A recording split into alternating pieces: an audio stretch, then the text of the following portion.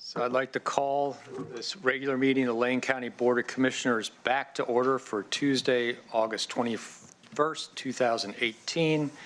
And we are in our afternoon session, and the first item is item 12A, which is the second reading and public hearing of ordinance number 1807 in the matter of amending Lane Code Chapter 13 to add, revise, and delete definitions and provisions to modernize and update the entire chapter, amending Lane Code Chapters 10 and 16 to update references and definitions for consistency with Lane Code Chapter 13 and adopting a severability clause, file number 509 PA 1605453.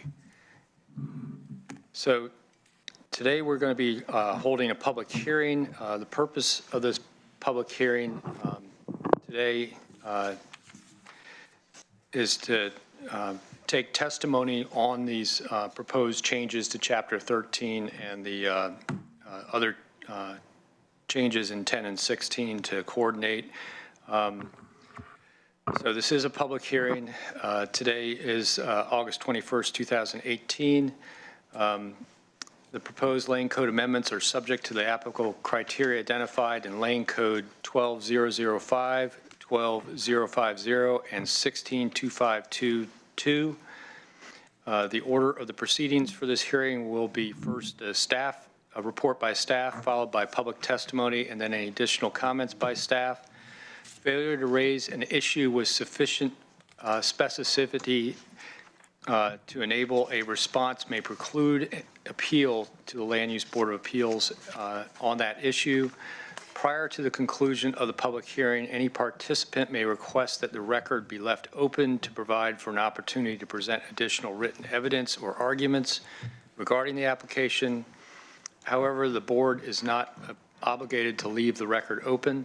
The board's decision may be appealed to the Land Use Board of Appeals in accordance with ORS Chapter 197. And at this time, I want to call for disclosures from the commissioners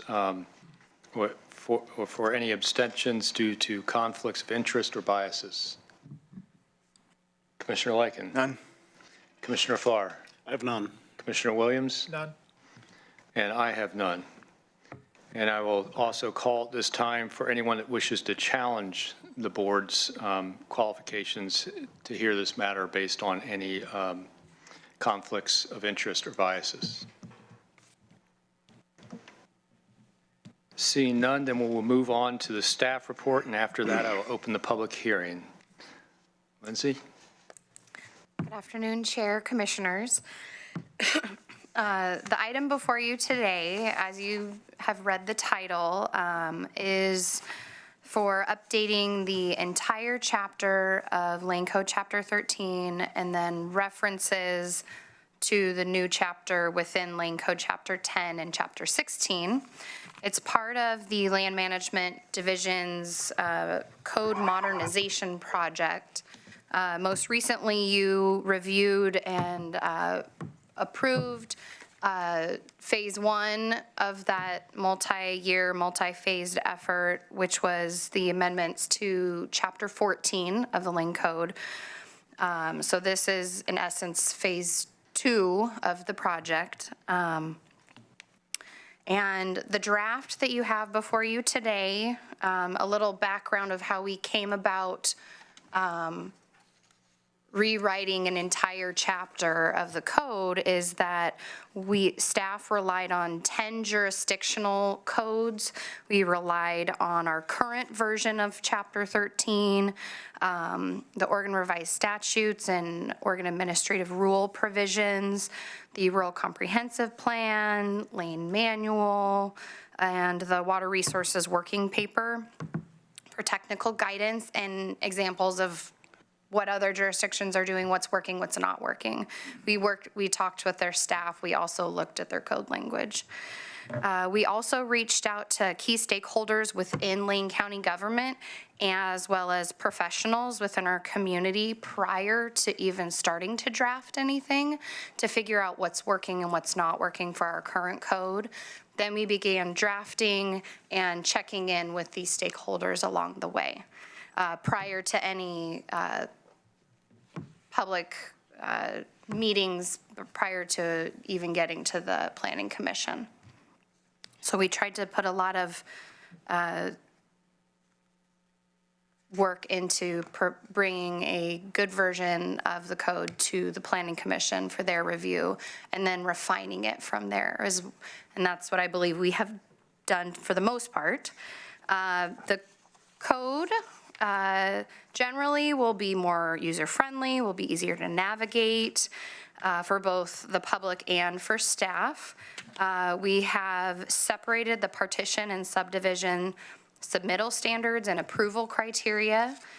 We have allowed for an initial approval period for a land division to be for 4 years. Currently, it's 2 years, and we constantly get timeline extensions because of many reasons, and so we felt it would be a good idea to allow for it to be good for 4 years. And we've built in flexibility for partitions in their approval criteria for proving up water, septic, and physical access, and allowing applicants to either address it during the approval period or to record a document that notifies future buyers that this was not reviewed during the land division process. We've revised the property line adjustment criteria and the process to allow for clear and objective standards that are allowed to be reviewed through a type 1 process without notice to try to make it easier to comply with the regulations. And we've also created a type 1 review process for specific legal lot verifications, which we don't currently have. We have made some changes to the code since the Planning Commission recommended approval last July. Some are small changes and some are very large and controversial changes since that time. One of the main areas of concern that I'm going to talk to you about during my staff presentation are the criteria for legal lot verifications. The main area of concern is that we have, since the Planning Commission, we've removed one of the options, which was other. So the current code, lane code, we don't really have a submittal standards, specific criteria in a section like we do for partitions for the legal lot verifications. And so the initial idea was to create a whole section, standalone section for these legal lot verifications. They have submittal standards and review criteria and what type of process it's going to go through. And so it started out, let's look at all the different ways we can legally verify that a unit of land was lawfully created. We've had a robust discussion with the Planning Commission around different criteria, and we've also reviewed case law and statute, and the version that we have today before you is the concrete criteria. So it's the criteria that's based in statute and case law that that we know 100% of the time creates a legal lot. What was removed was the other option. It allows property owners to come in and say, well, I don't have a lawfully established unit of land because of these criteria, but let me explain to you why my property was lawfully created. And so we realize that this is very controversial, and we want to spend more time looking at some of these ways. Some very recent comments were submitted from Mr. Close, who provided a statutory provision for state-owned navigable streams. We hadn't found that provision previously, so we are more than happy to add that back in. There's a portion of the Mackenzie and Willamette rivers that are considered navigable, state-owned navigable waterways that that would legally divide a piece of property. Those rivers would. So we were more than happy to add that back in. There are, like I said, there are other ways that our properties can be legally divided or created outside of the ORS Chapter 92 provisions, but they're not always true 100% of the time. And I think that's where we've been struggling with, is we want to make sure that our code is defensible when we make a land use decision. And if it's maybe this time and maybe not that time, let's try to clarify that as much as possible within the code. And some of these options probably need to be further vetted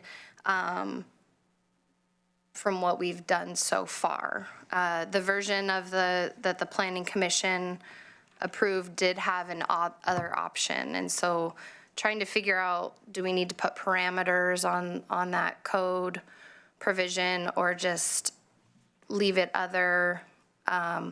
We've chosen in the version before you to try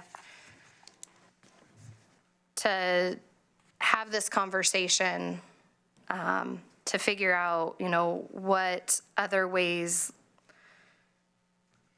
the consultants and attorneys are approving it. Some are policy decisions. Do we want to continue with the policy decisions? And let me just dive in Track of quickly my here. notes. I apologize. As Lindsay said, there has been a change. The Planning Commission reviewed and made a recommendation on this draft several months ago. We put it on hold because we wanted to bring it forward after we brought Chapter 14, which, as you know, we brought forward and was recently adopted. And in that time, we've had a number of decisions that have either been approved and appealed or denied and appealed, and there's just been a lot of, question about what really does constitute a legal lot. So again, what we really want to do is have this discussion with the board and get policy direction from the board.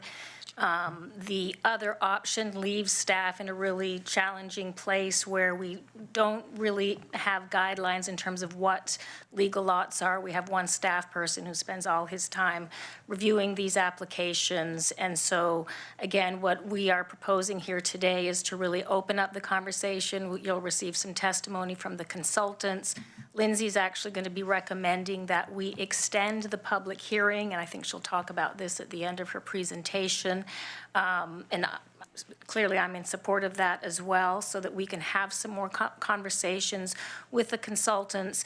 And ideally, we could bring forward a proposal where we could specify some of these things that are legal lots, because those currently aren't in the draft before you, and those clearly need to be. So just wanted to give a little bit more background about why you're going to see this discrepancy and how we got here. And we can discuss that more after the staff report.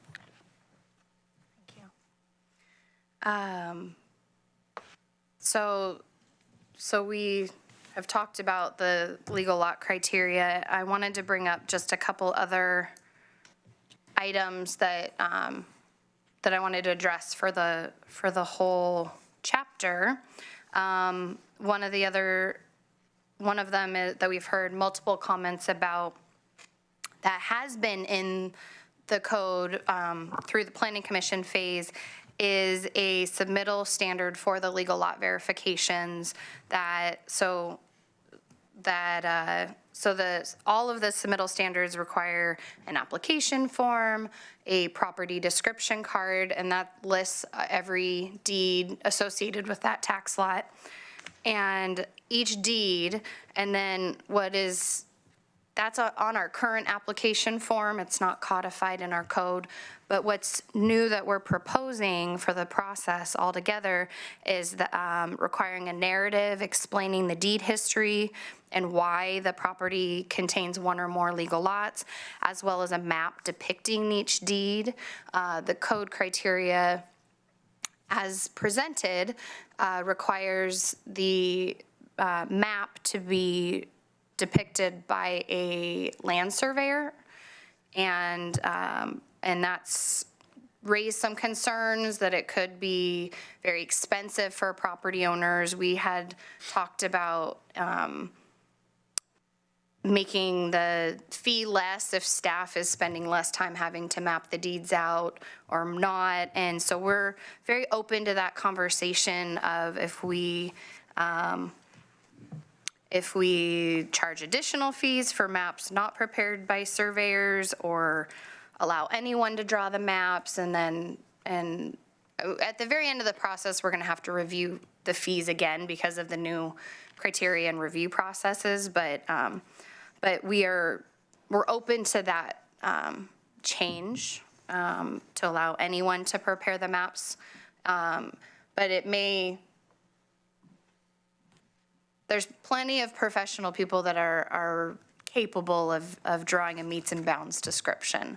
But again, it's not a current requirement, but we feel like it'll smooth the process along for everyone involved, the property owner and the county staff person processing the application. So we will need some additional time to review some of the small edits that were suggested in our comments, as well as doing some research for additional case law and working with the public that have submitted the comments so far, and seeing how we can amend the code to make sure that we're lawful, but also open to all legal ways to create the legal lots. So we'd recommend to not follow the recommendation in the staff report, but that we request to leave the public hearing open, take testimony today, and then continue the public hearing till 1:30 p.m. on October 16th. And then at the end of public comment today, I would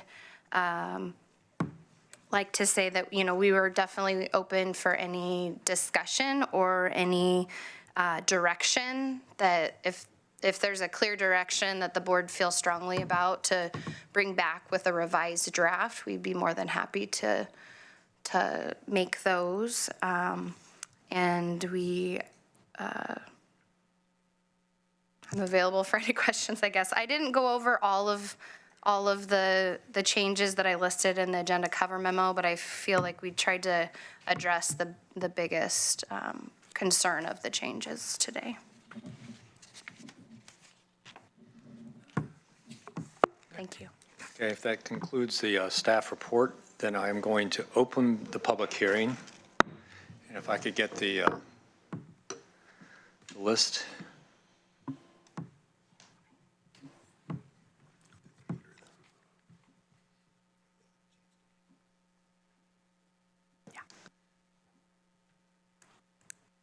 Looks like we have 6 people signed up to testify on Chapter 13. I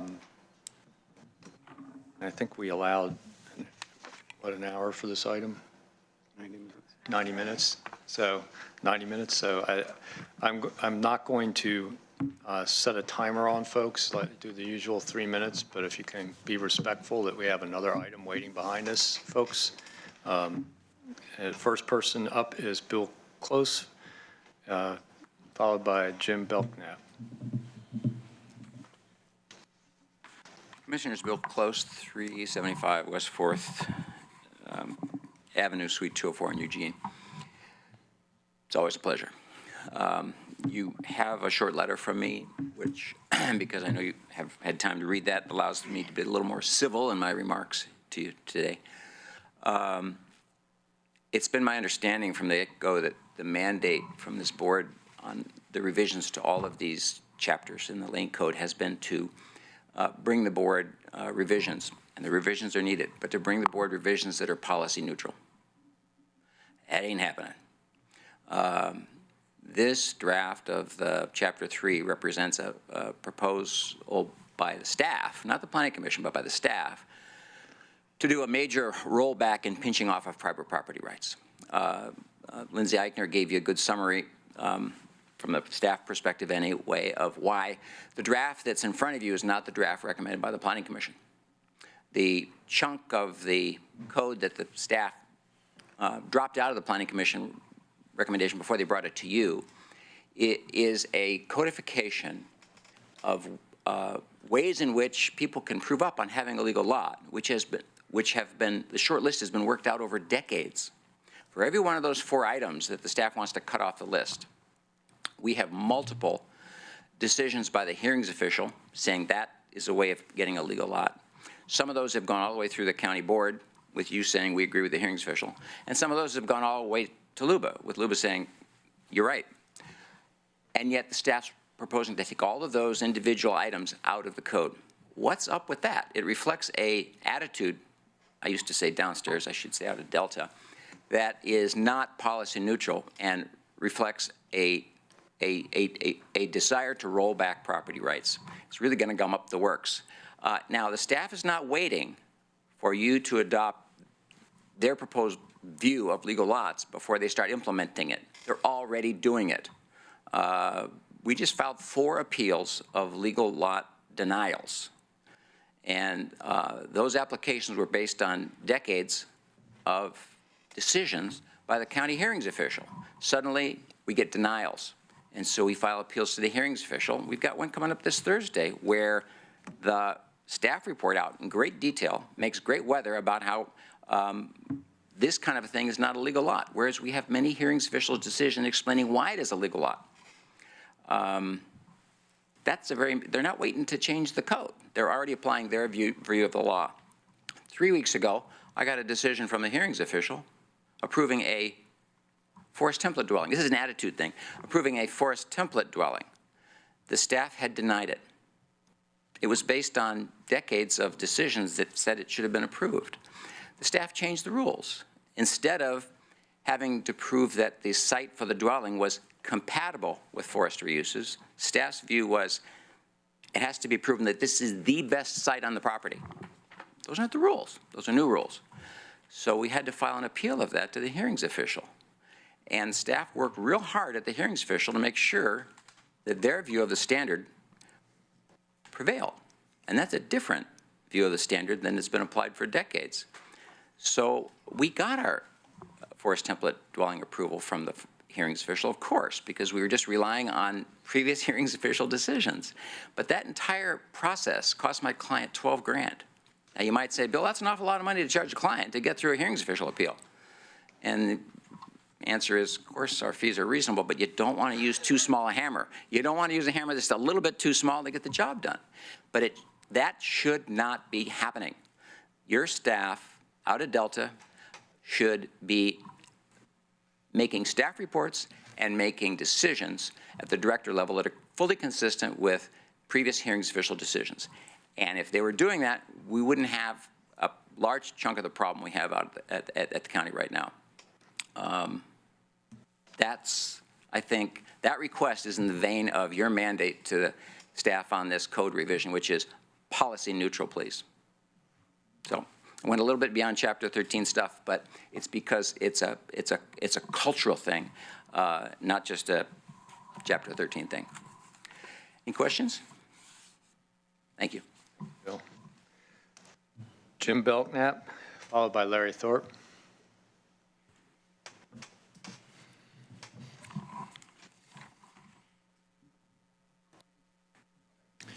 Thank you. Thank you. Is Lindsay getting a copy? Just make sure the person keeping the record gets a copy.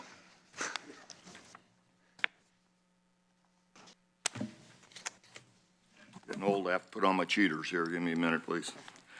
Good afternoon, Commissioners. My name is Jim Belknap. My mailing address is P.O. Box 362, Cottage Grove, Oregon, 97424.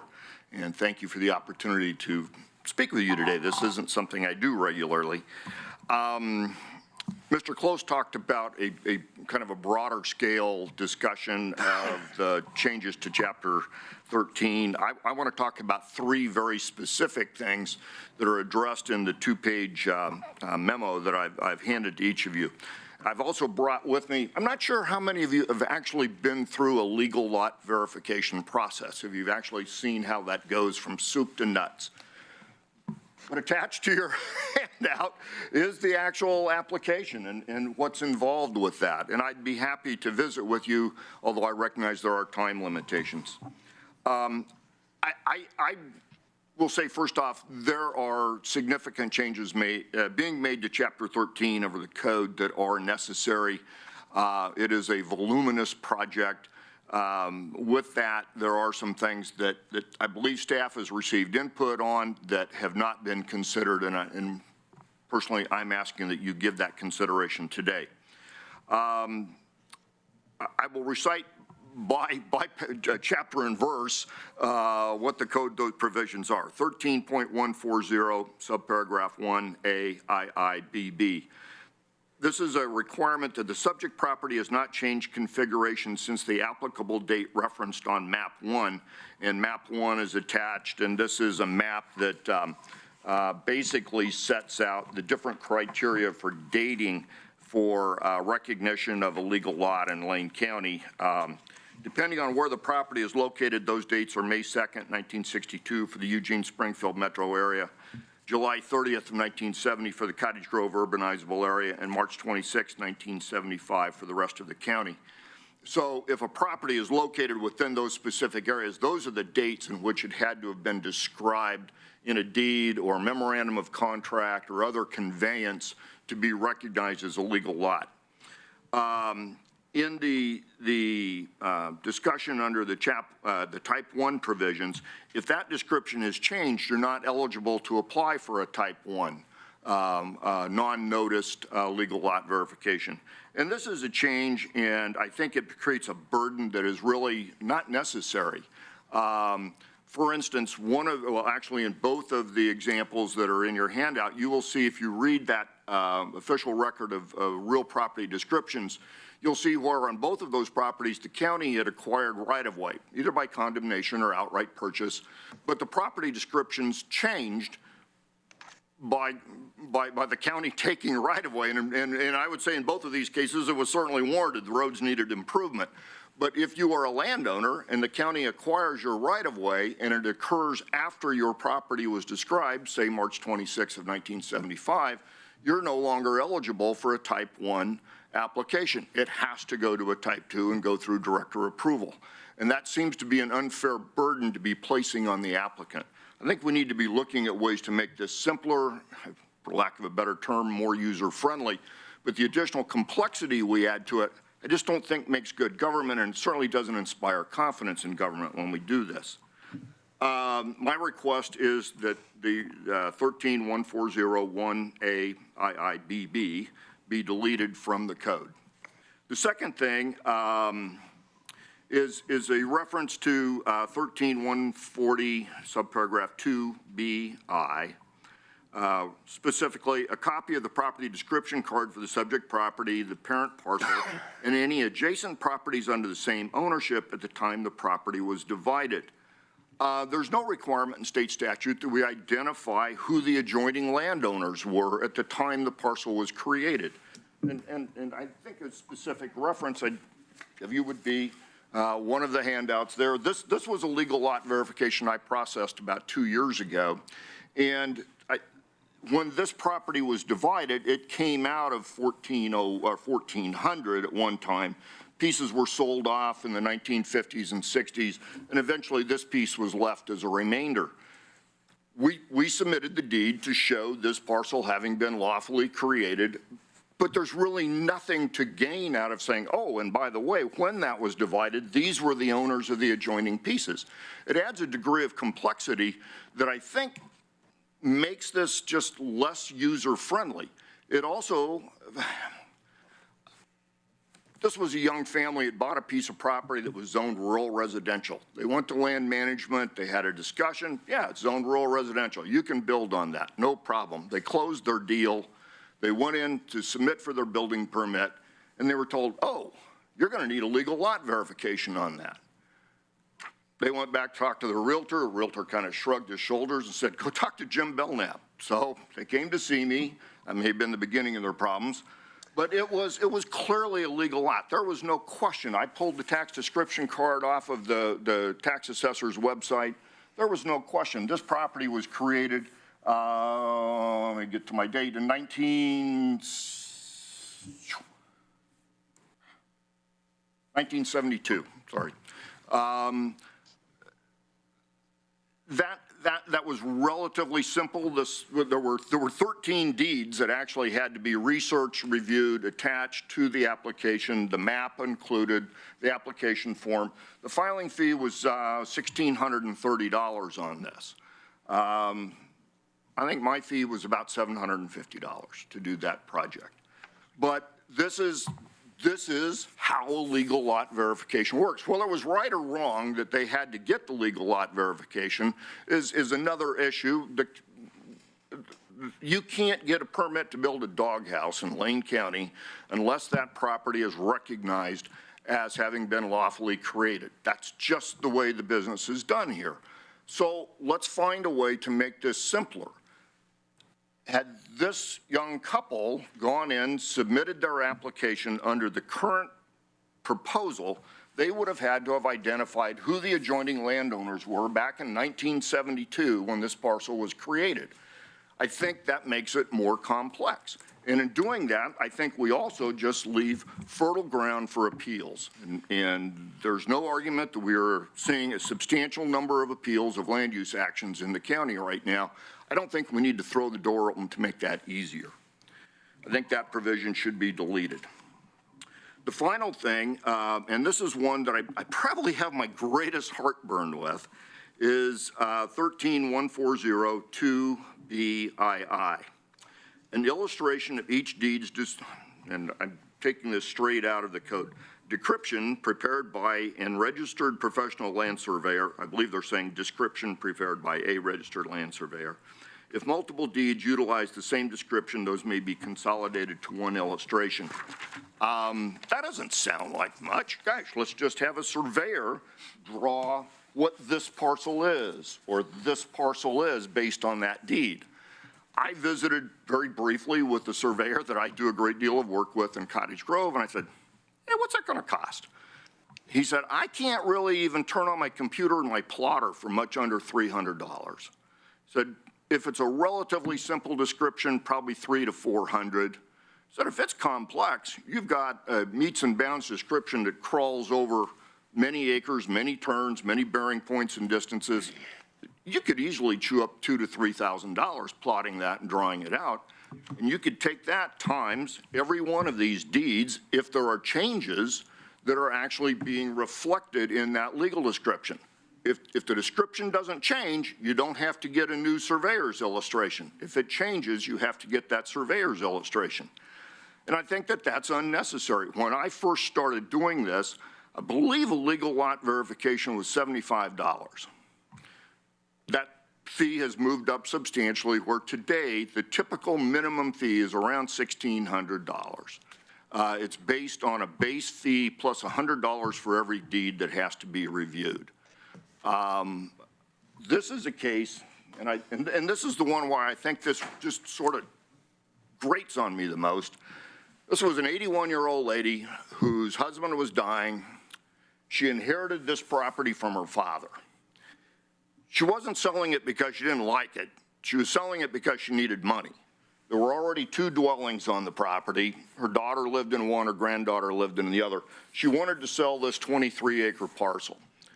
It was divided by a public road right-of-way. It was actually originally divided by the old OP&E Railroad that ran up there in this grade. This became Blue Mountain Lane.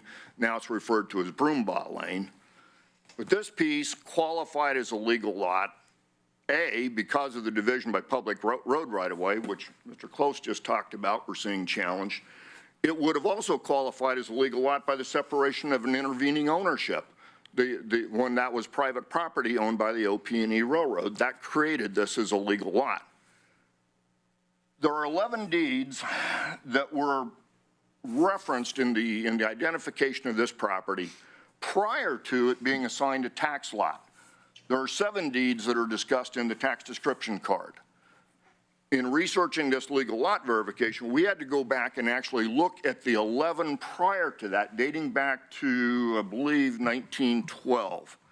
1915, January 19th of 1915 was the first of the deeds where, I guess we'd say, we stole it from the Indians fair and square, if we go back to there. The problem with requiring additional recognition of the adjoining ownership is the original purchaser acquired this 40-acre parcel. In 1917, he acquired this little piece out here from a neighbor. That deed, the 1917 deed, created a legal lot. The 1915 deed, divided by the OP&E Railroad, created 2 legal lots. Subsequently, county roads were built, and arguably there are 2 more legal lots down in the corner. My client was not a developer. She was not interested in trying to maximize the number of parcels that she could create on this. She didn't want to pay the additional fee to have these 2 lots recognized as legal lots, though they probably could have. Her intent was to sell this 23 acres. We were successful with that. If we look at requiring her to have a surveyor's illustration attached to each of these deeds, I believe that there are at least 4 that would be required, arguably, depending on how this is interpreted, and I think we are throwing open again the ground for probably appeals, and we'll have hearings officers' decisions before this is ultimately resolved. There could be as many as 11 deeds that would have to have had surveyor's descriptions attached to it, or illustrations attached to it. At a minimum, $2,000 to $3,000 of additional costs to an 81-year-old lady.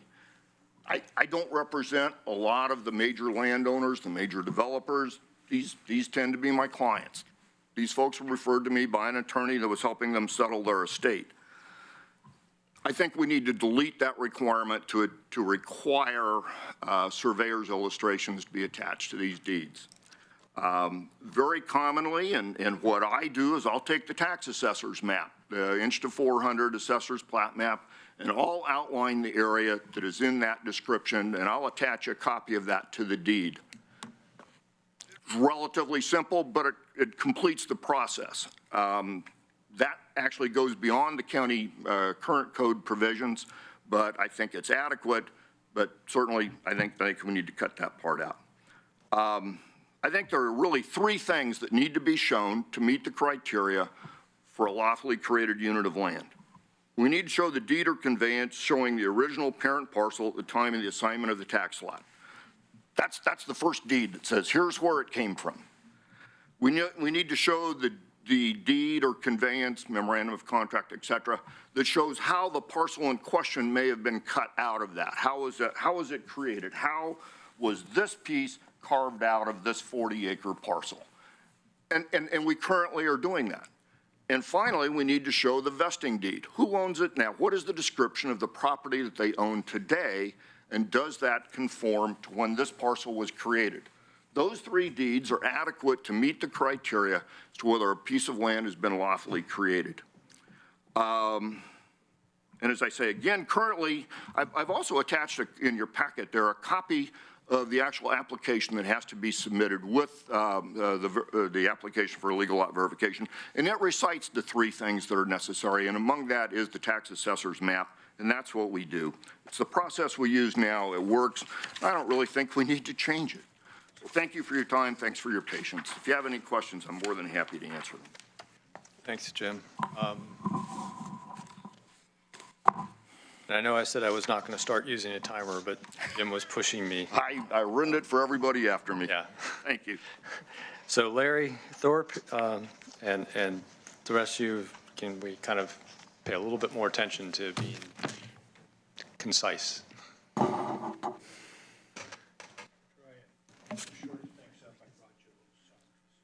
Thank you.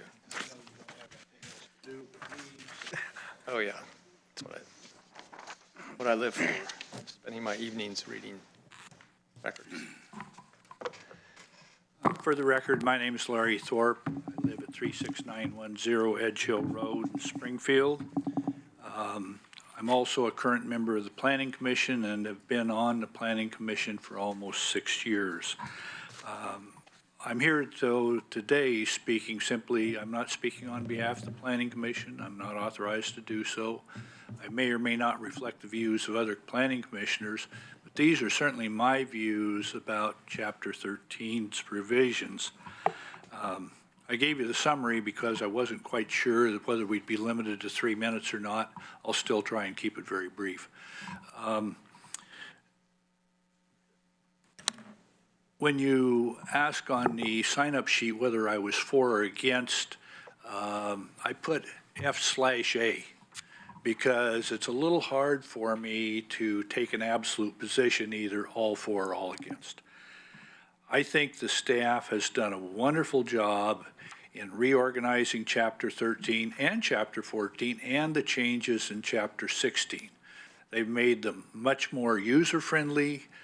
They, on the whole, are clear. I disagree with some of the things staff has done in them, but by and large, it's a great improvement over what we have now, ignoring any policy questions. As you know, the role of the Planning Commission is to make recommendations to the board. And the Planning Commission did that with respect to Chapter 13. We had a total of 8 Planning Commission meetings. I don't recall how many were public hearings and how many were deliberations, but we met 8 times to go over the changes to Chapter 13. We specifically reviewed and discussed the legal lot definition that now staff proposes to change. And it was approved, if I remember correctly, unanimously by the members of the Planning Commission. I oppose the change that the Planning Commission has, or that the staff has proposed. There are a variety of technical reasons, but a couple of the reasons, I'll leave that to the professional planners to go over, and Bill Close and Jim have already talked about some issues. But the concern I have is that the statute that is cited by the staff as a justification for the change isn't justification at all. 197.010 has nothing to do with what we're talking about here. It's nothing more than a statement of legislative policy on land use in the state of Oregon. It doesn't have anything to do with legal lots. It's a big stretch to try and get it to apply. Also, the staff cited as its reasons for changing the Planning Commission recommendation was case law and further technical and legal review. Well, none of that was presented to the Planning Commission when we reviewed any of this. This is altogether new to me as a Planning Commission member. The changes I discovered last week, staff never told us about any of it. For all practical purposes, if you buy into this, the Planning Commission becomes irrelevant. I have even a bigger concern, and that is if the board is inclined to accept these changes from the planning or from the staff without further Planning Commission review, I think it sets a very bad precedent. When the board authorized this code modernization project at a hearing in early 2016, the board made it clear that this was to be policy neutral and was advised that it would be so far as state law allowed. You have, the Planning Commission has already reviewed and forwarded to you its recommendations for the changes to the farm and forest zones in Chapter 16. Those changes were made after, again, lengthy review by the Planning Commission. The original proposals submitted by staff were far from policy neutral. They contain huge changes, particularly in the conditional use area. And those changes included new subjective criteria. They included requiring more public hearings for conditional use approvals.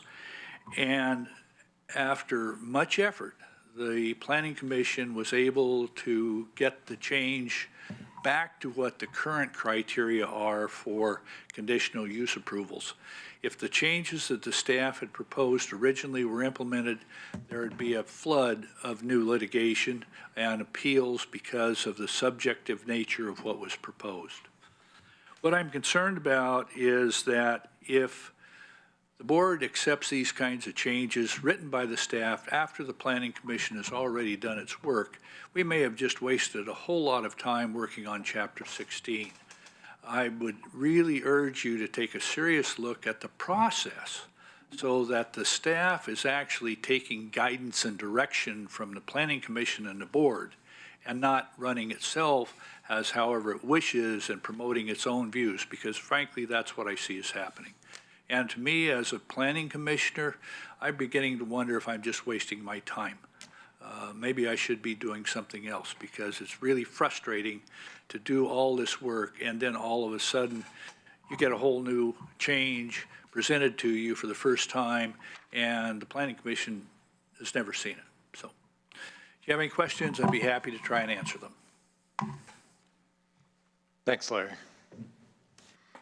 So Mike Evans,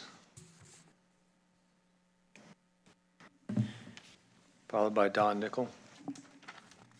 Oh, he's gone. Good afternoon, Commissioners, staff. My name is Mike Evans. I'm a planning consultant, local planning consultant, address 475 Oakdale Avenue in Springfield, Oregon.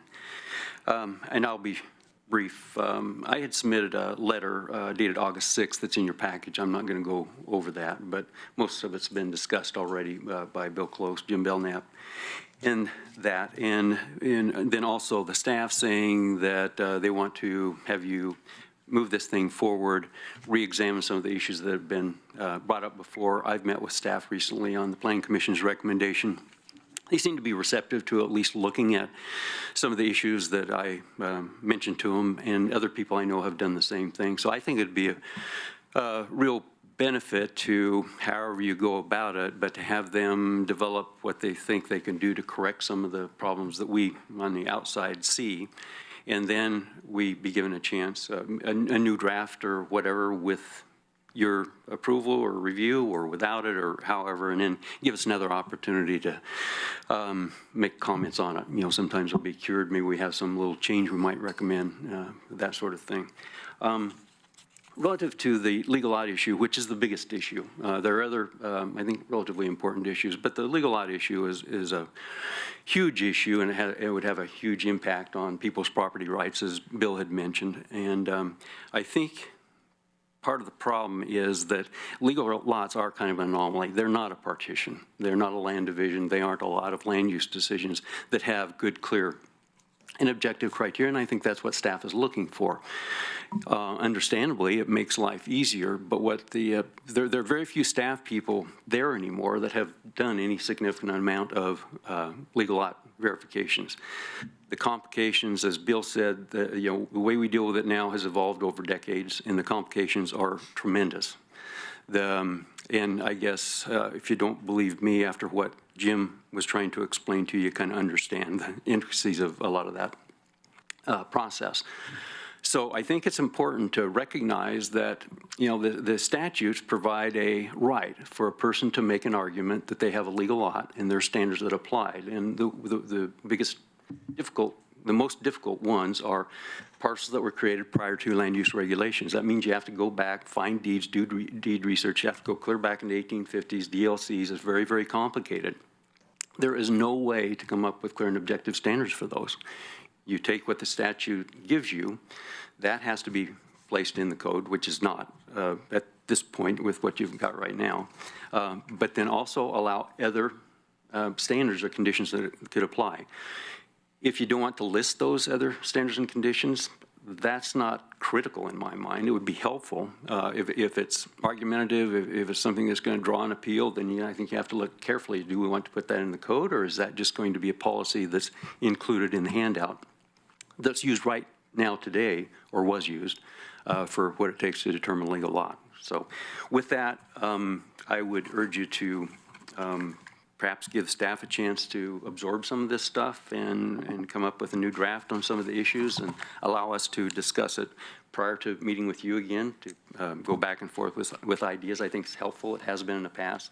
All the way through the process, by the way. When we were going through the Planning Commission process, we were afforded the opportunity, both sides of the aisle, to meet with staff, work out some issues that we had They dealt with them, corrected a lot of them before it went to the Planning Commission, corrected more of them with Planning Commission's input. So it's been a good, workable process. Thank you very much. Thank you, Mike. So you said Don Nichols left, so Laurie Segall?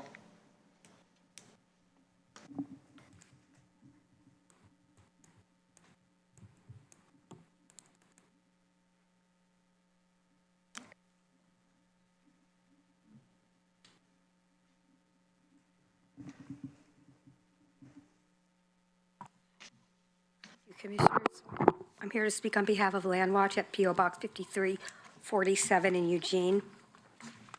We have some written comments. I'll just speak to a few of them. Regarding the staff proposal for water availability in conjunction with subdivision applications, the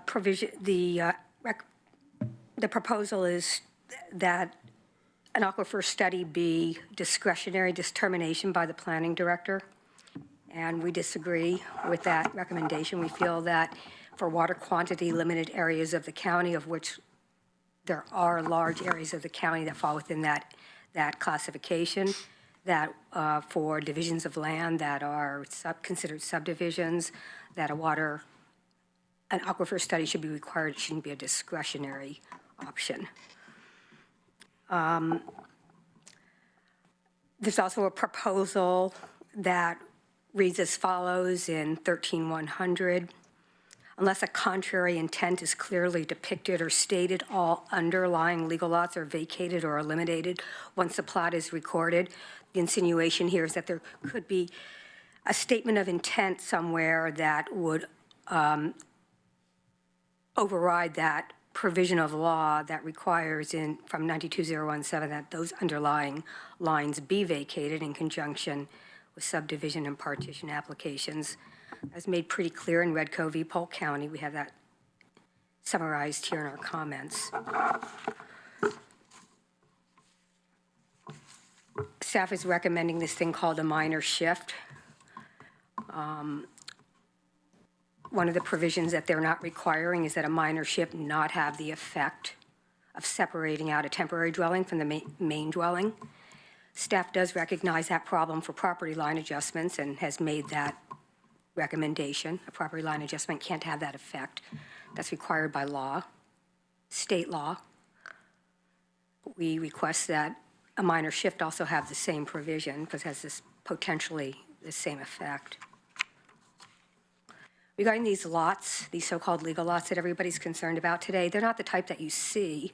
They're the type hiding underneath tax lots, pieces of which have been moved around from time to time. And in their complaining about these so-called, they don't have the staff anymore that remember the history of everything. They do have staff that are qualified to read deeds, understand deeds, make determinations about deeds. So it's kind of insulting to say that only the people from the past who they had the closest relationships with are qualified to process these things. On behalf of staff, I think that's an insult.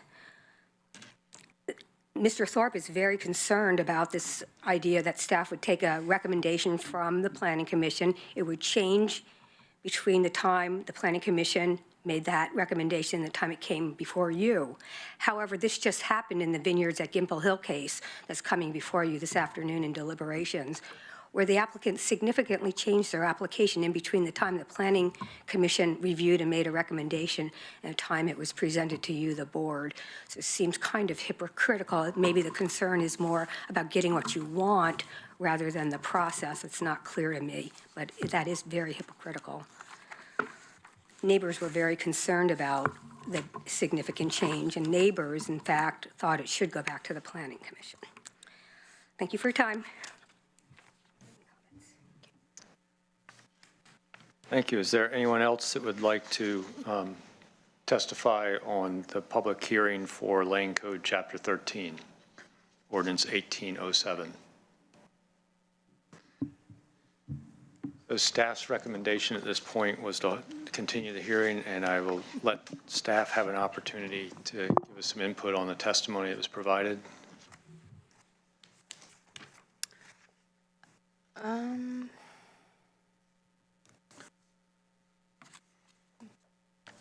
think for now, I mean, if the board has any questions about any of the testimony, I'm happy to try to answer that. Otherwise, I'd love to have additional time to absorb the comments and be able to potentially reach out to some people and draft some amendments.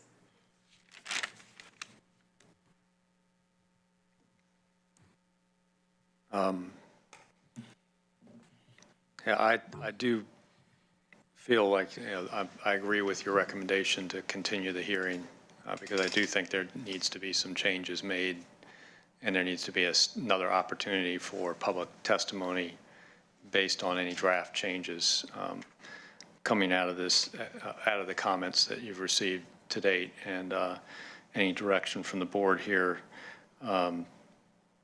Personally, I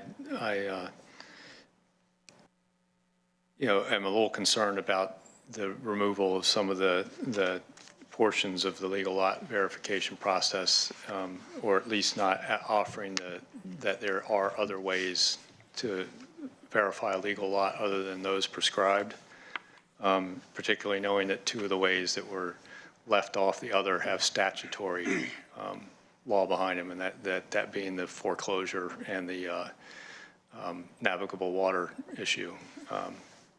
That can, clearly create a legal lot, but if they're not actually referenced in our code as a way to create a legal lot, probably the one thing, and this is where, history is involved in some ways. We had a process that we allowed in this county for a while, a no-notice preliminary legal lot determination. And forgive me, I don't know the dates that was done between, but I think it was somewhere in the 90s up to 2003. So for over 13 years, we were giving property owners who quite often, use that preliminary determination to market a piece of property and then sell it to somebody, handing them that copy of the determination, believing they were purchasing at least a preliminary determination of a legal lot, not understanding because they didn't go through the notice process and all that, it wasn't officially already declared. But there's a lot of those preliminary determinations out there. And what I'm really concerned about is if we eliminate previous ways people could determine legal lots, some of those determinations were provided based on those previous ways. So now there's going to be people out there that are holding on to a preliminary lot verification, even though it wasn't noticed, thinking they've got a legal lot. We amend the code and don't have something in there that was the basis for their determination. Whether it's, separation by a road deeded before 1990 or it's navigable waters or whatever. Those people are going to come back and want to try and finalize that legal lot verification that we granted them. And then, the county, it's kind of the whole thing when we talked about vacating a land use decision because of error. It's kind of like, going backwards in some ways. So that's, how do we prevent that? We made the mistake of issuing those for, God knows how long. I don't know why we did that. We fixed that process. We don't even allow those, quote, preliminary determinations anymore. But how many of them are floating out there? And really then the second question for me is really how many legal lot verifications based on some of those other criteria have we actually had successfully appealed? I know we get a lot appealed. The question is successful. And my guess is there's not a whole lot. But there's, and my concern though is also if we eliminate that route, previous legal lot determinations that use that route may become the subject of appeals in further land use actions. We may have issued it before we amended Chapter 13 based on that. And now that if we eliminate that process for a legal lot verification and then we go to do a subsequent action, forced dwelling template or whatever, they'll appeal that based on that the original legal lot now is no longer valid, because we've eliminated that pathway to a legal lot. That's a real concern for me. And I'd like this to really have some serious look at that process. And I think that's one of the concerns that the Planning Commission, and I understand they spent significant time back and forth with legal counsel about using the word may. We're not promising people can get a legal lot with those 4 criteria. We're saying they may be able to. Because, you know, as has been described, you know, property ownership, property descriptions, way of subdividing properties prior to land use law vary greatly and is not a black and white issue so much. I live on a parcel that is a remainder parcel of multiple deed divisions from an original 40-acre parcel. Sound familiar? I've never had a legal lot determination done on my parcel. Now, if I go back and try and do something land use wise with my parcel, I'm going to have to go through that legal lot determination. And I know that there's at least 10 deeds tied to that because it was a father-son sort of thing. They sold off pieces by deed. I think the original parcel's down to 5 acres. You know, that was the original one. Mine's a little remainder 1.3 acre piece. You know, so, and it's zone RR5, by the way. You know, so all of that gets very complicated. And I just, you know, it's not black and white. And I know that there's a desire to get to black and white criteria. And if there's, you know, in most places in our code, we can get to as much objective criteria as possible, we can. Unfortunately, I think this is one place where it's going to be extremely difficult. Things have changed, whether we consistently have used roads for a way of creating a legal lot, the dedication of a road, intervening roads, hasn't been consistent across the state. But Lane County was consistent about it for a long time, whether we're staying consistent with that. So I just, you know, for me, I'd like to, you know, see some more work on that and see what comes back in the next public hearing. And in particular, I have to agree about the requirement for a surveyor. I think I can draw a deed map pretty carefully. I mean, I was a registered professional engineer. I can read meets and bounds and actually draw proof. In fact, I can even calculate whether it closes. Yeah, so you know, making me pay a surveyor to just draw a deed map is kind of, you know, and most people, you know, that, you know, have any rudimentary pioneering skills, you know, that know how to use a compass and bearings and distances can draw a deed map. And you know, so if you got a pioneering merit badge from the Boy Scouts, you probably can pretty well draw a deed map. So I just a little bit, you know, like to maybe, you know, rethink that criteria also as you guys come back to us.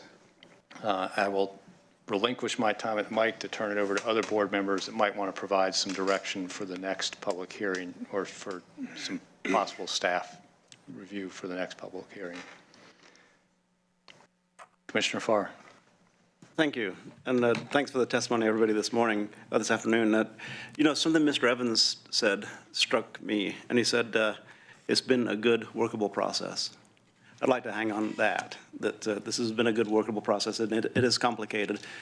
Each person who testified discussed the complication and also the evolution of the land use as we currently have it, and that we are looking to change and simplify. What I find a little bit alarming is some of the testimony by Mr. Thorpe, and that is, you know, I've worked with planning commissions since 1995, and a planning commission is, while statutory, it is advisory, and, you know, it can change things that the planning commission recommends. But I'm hearing that things were changed from the planning commission's recommendation more or less wholesale. And I'd like to have a response to that. The quote was that the planning commission approved it unanimously, and it was changed by the staff without notification to the planning commission as to why it was changed.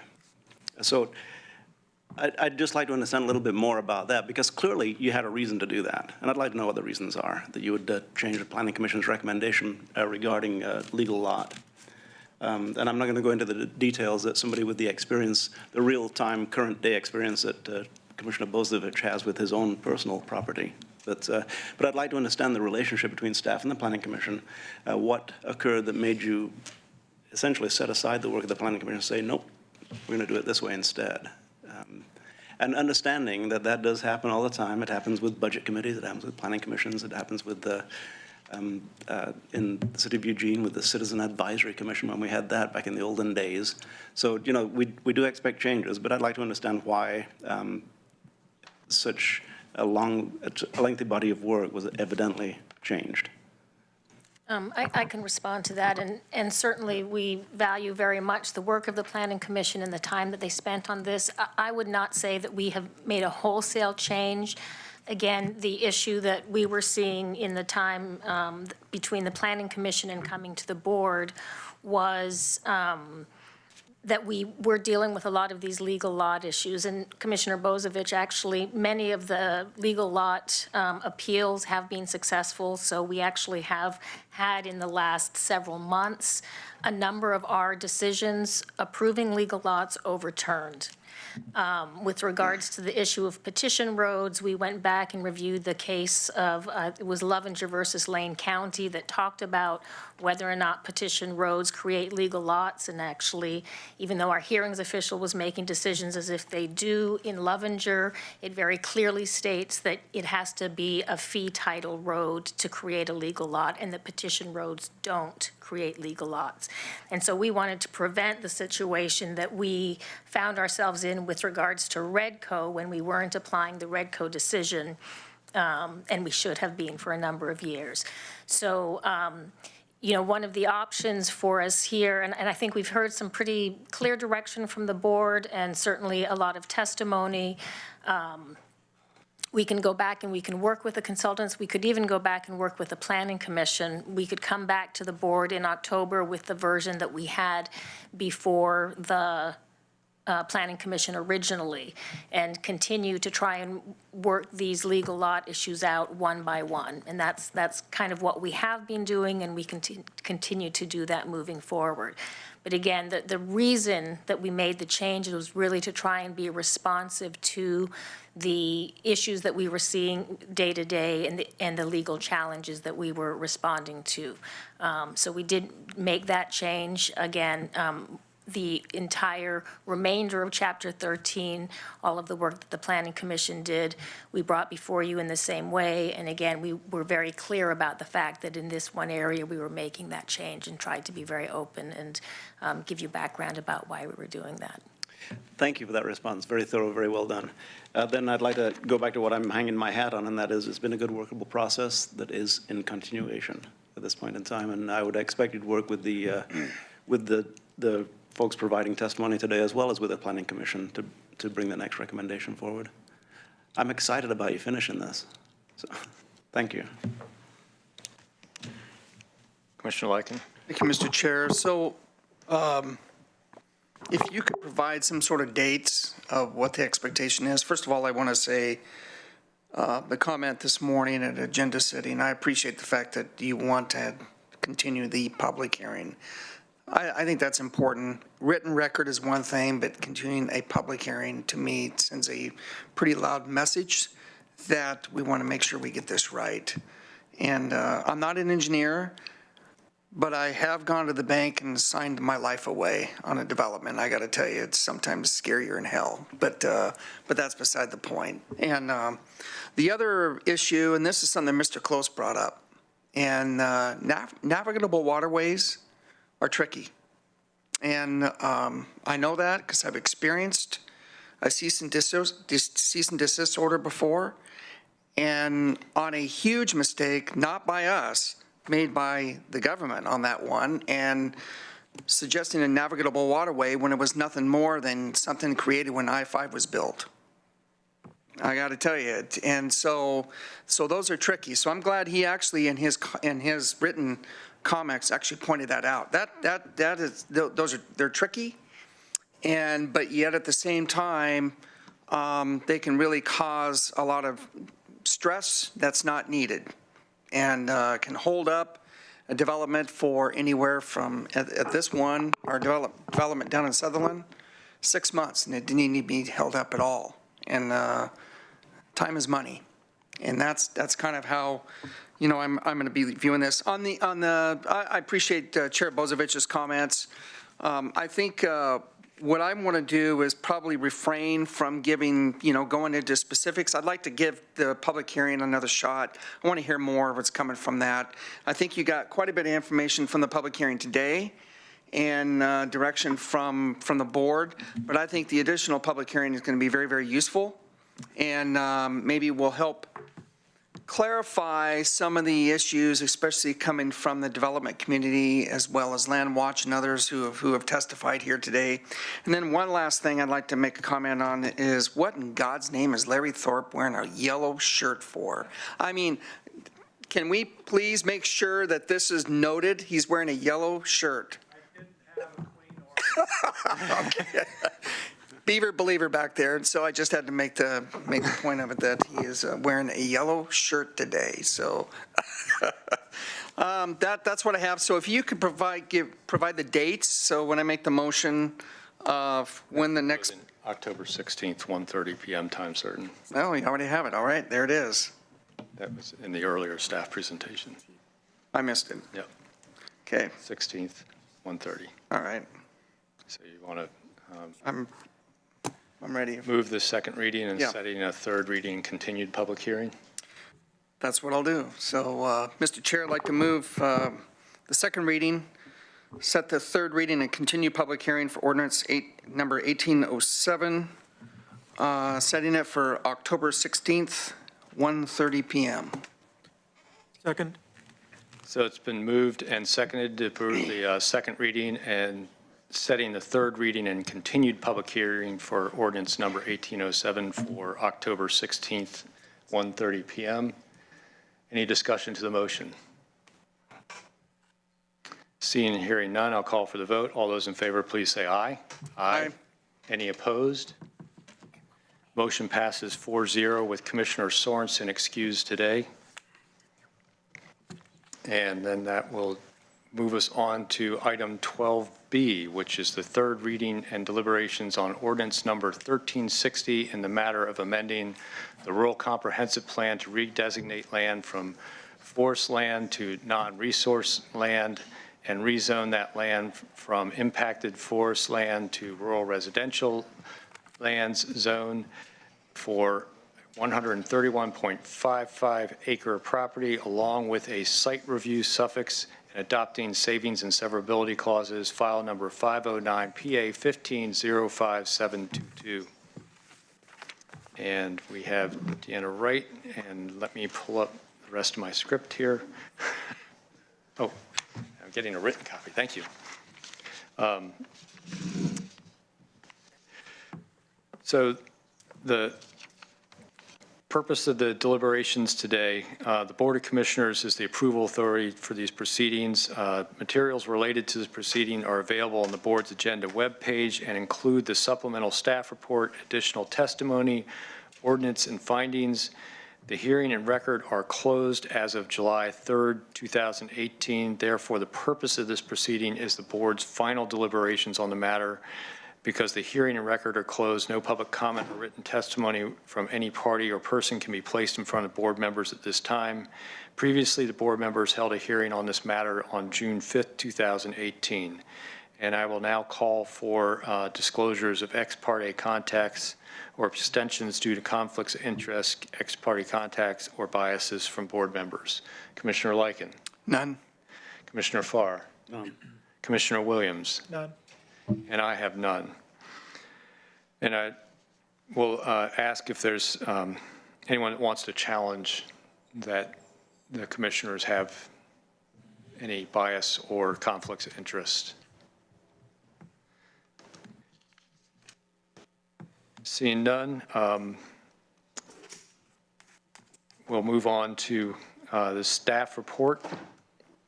And then to deliberations from the board. So, Deanna?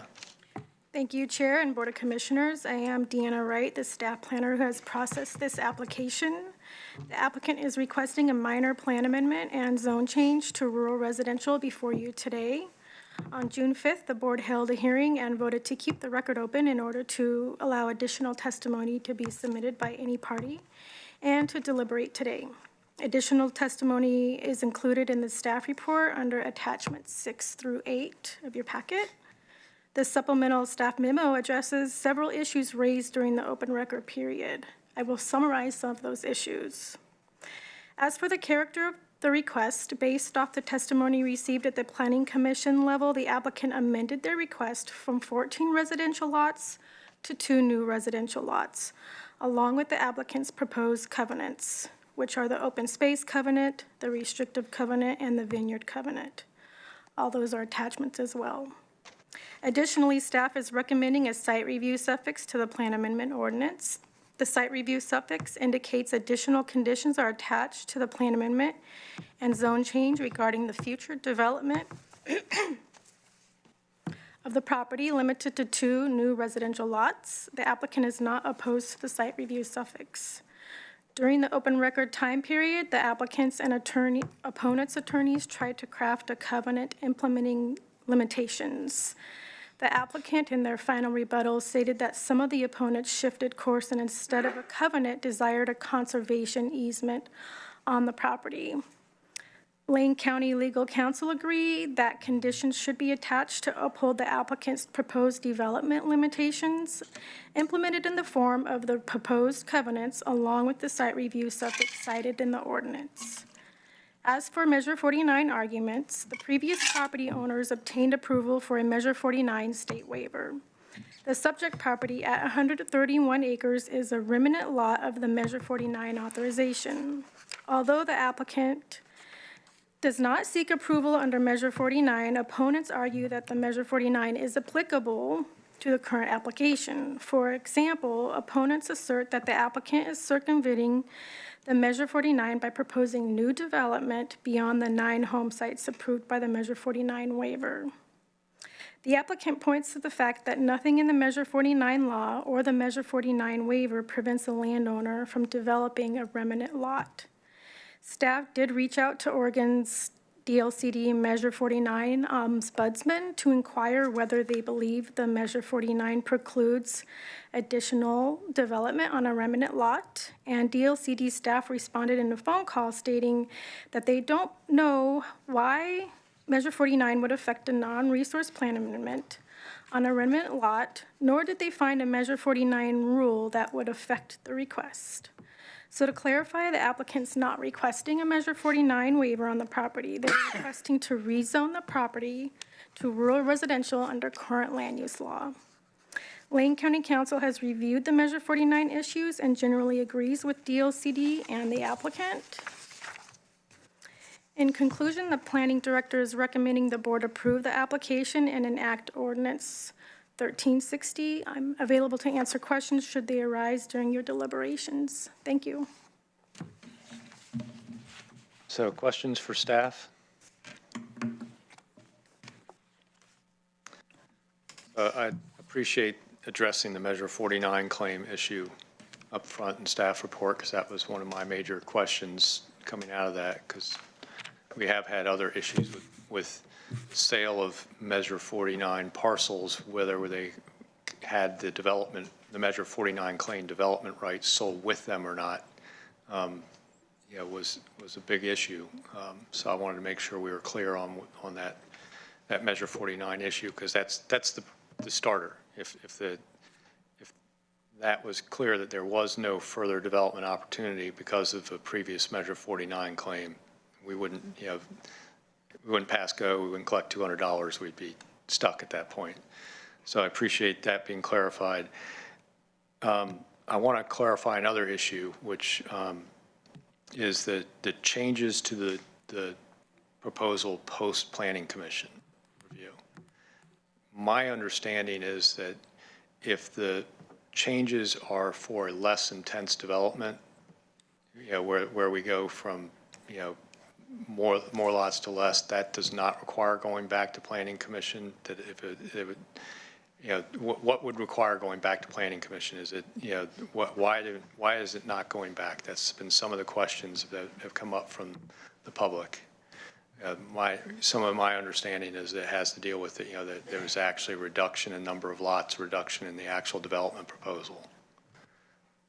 So I'm looking towards Andy, because I think this is more of a legal question. Give you my 2 cents. I think there is no requirement in this instance when the development application proposal changes after the Planning Commission. I don't think there's any legal requirement to go back to the Planning Commission always to do it over again. I think it's frankly a policy issue. If this change were the opposite, if it were proposed to be 2 lots and instead they got here and asked you for 14, this board, I think, would probably rightly see that as something the Planning Commission should weigh in on. In this reduction of the intensity of the development, again, it's sort of a policy call by the board. Do you want, recommendation from the Planning Commission on that issue? I think the applicant and the staff's position on that has been, given the nature of the reduction in the intensity of the proposal, that there wouldn't be much gained by sending it back to the Planning Commission after this much time has passed. But again, that's the board's call.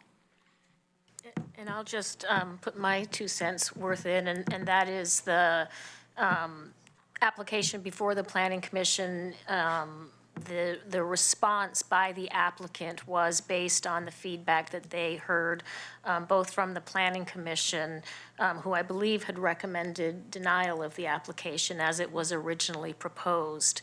And they responded to that and to the complaints, and that's why they reduced the number of lots significantly and agreed to the covenant and the site review overlay, again, in response to the public hearing and the testimony and the Planning Commission's lack of approval of the original proposal. So that, Sort of an iterative process, I think, is the way to look at it. yeah. So kind of if the board chose, because the Planning Commission is advisory to the board, if the board chose to push this back to the Planning Commission, we could, but I can see why staff is not recommending that, because it is really, and I have to agree, they kind of, the revisions were to make the development less intense and also to adhere to what the Planning Commission, was actually, why they, addressed the reasons why they were recommending the denial. So I can see why we may not be going back there. A little bit different than drafting code when we're getting into something like this. So probably my third question's around the RR5 designation versus, maybe going to RR10, mostly because we got one parcel, the remainder homestead parcel that's less than 10 acres. What assurances are there, how clear legally is the site review and the covenant that there won't be an ability sometime 20 years in the future for the developer to come back and propose 5-acre lots? How does that site review and that covenant prevent that versus actually at RR10 and having the developer go back and maybe reconfigure the proposal to get a 10-acre parcel for the existing homestead parcel instead of a 7.53, whatever it is, I can't remember. Well, I think with respect to the site review requirement, is that what I meant? Yes. Yeah, that piece of it. It would have to come back to the board to have that adjusted, as I understand the requirement proposed. And so you can never really foreclose the possibility that land will be developed at a more intense level than it was agreed to 20 or 30 or 40 years ago. But in this case, it would be up to the board, again, to decide whether that's appropriate or not. The same sort of process you're undertaking now. Yeah, I mean, there's no guarantee, even when we zone something RR10, that it may be absorbed by the urban growth boundary of a municipality and developed at a higher intensity. Yeah. Later, and that, of course, the board would take action to move that urban growth boundary, just as the board would have to take action to change the site review conditions. So basically, it's with the the way it's proposed with the site review and the covenant, it would take board action. Somebody would have to come back and ask the board to make a change to go more intense than the current development proposal. Correct. Just as they'd have to come to the board to move an urban growth boundary out into the Gimple Hill area from Eugene, say. That would require board action also. So that's as about as tight as we can. I can't bind future boards, unfortunately. That's something prevented by state law and the Constitution. Binding future elected bodies is frowned upon. That's a pretty strong guarantee. I think that kind of answers a couple of my questions around this property and the proposal. Any other questions for staff? And I'll entertain a motion. Commissioner Lycan. Thank you, Mr. Chair. So I'd like to move approval of ordinance 1360 in the matter of amending the rural comprehensive plan to redesignate land from forest F land to non-resource NRES land, and rezone that land from impacted forest F2 RCP land to rural residential land zone RR5 NRES RCP for a 131.55 acre property along with a site review suffix and adopting savings and severability clauses. Second. It's been moved by Commissioner Lycan, seconded by Commissioner Williams to adopt ordinance number 1360. Discussion to the motion. Seeing, hearing none, this is an ordinance. Ask the administrator to call the roll. Commissioner Lycan? Aye. Commissioner Williams? Aye. Commissioner Farr? Aye. Commissioner Bozevich? Aye. And Commissioner Sorensen is excused today. So the motion passes 4-0 with Commissioner Sorensen excused. Thank you, Lindsay. Staff. That gets us to our review of assignments. Okay. I have a few here. I think I have 4. The first item is from Commissioner Bozevich, request to add an item to our legislative agenda to seek legislative relief to mitigate the risks of recreational use of county roads, so indemnification or funding for law enforcement. So we'll put that on the assignment list and have Alex Kyler as the lead for that. The second item was to add Commissioner Bozevich as the representative from the board to the stakeholder group for the courthouse project. So we'll add that also, so it's that's reflected on our assignment list and tracked there. The third was a request from Commissioner Farr to allocate $5,163 or a similar amount for the stand-down event, and I know Diana Jones is working on identifying the funding from that, potentially from the board contingency funds. The final item that I have is